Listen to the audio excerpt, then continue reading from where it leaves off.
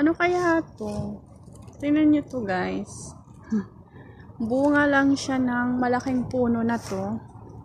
Ayan, so ang dami niyang bunga. Hindi ko alam kung ano siya. Ito pa siya dyan. Yung isa naman dry na. Basta marami.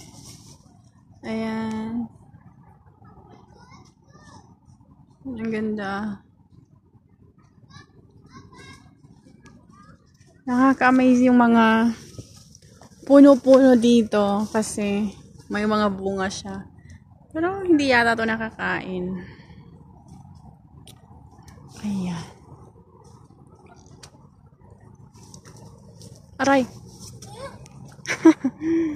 So, ang dami ditong mga,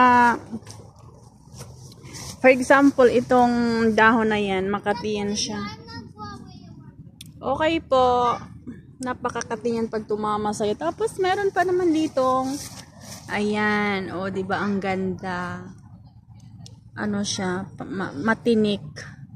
Pero, napakaganda ng bulaklak niya. Yung mga damo-damo lang na hindi mo aakalain na bulaklak pala siya, diba? Ang ganda. Katulad niyan. Itong dahon na to, napakakati niyan. Pero, napakaganda din ang bulaklak niya. Sa ganyan. Diba? Nakakatuwa.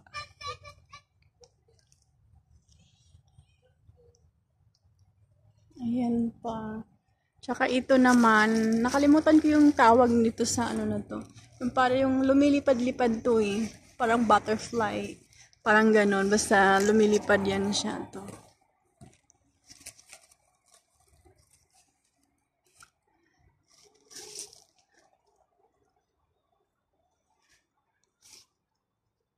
Parang gubat-gubat siya, pero maraming mga bulaklak.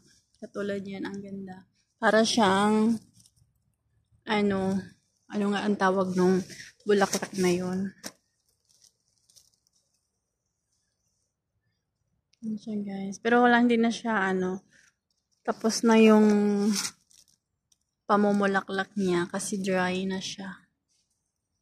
Ganda, no, guys? Para siyang dandelion. Hanap tayo ng dandelion dito. Parang wala yata sa side na to.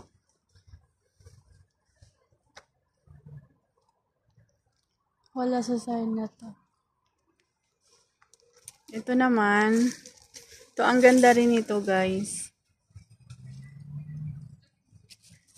Parang nakakain yung laman nito eh. Kung hindi ako nagkakamali. Ay, iba yata to. Ang ganda rin ng bulaklak yan kapag ka... Aray. Ayun na nga ba sinasabi ko. Ito ang... Pag tumama siya, ang kat eh.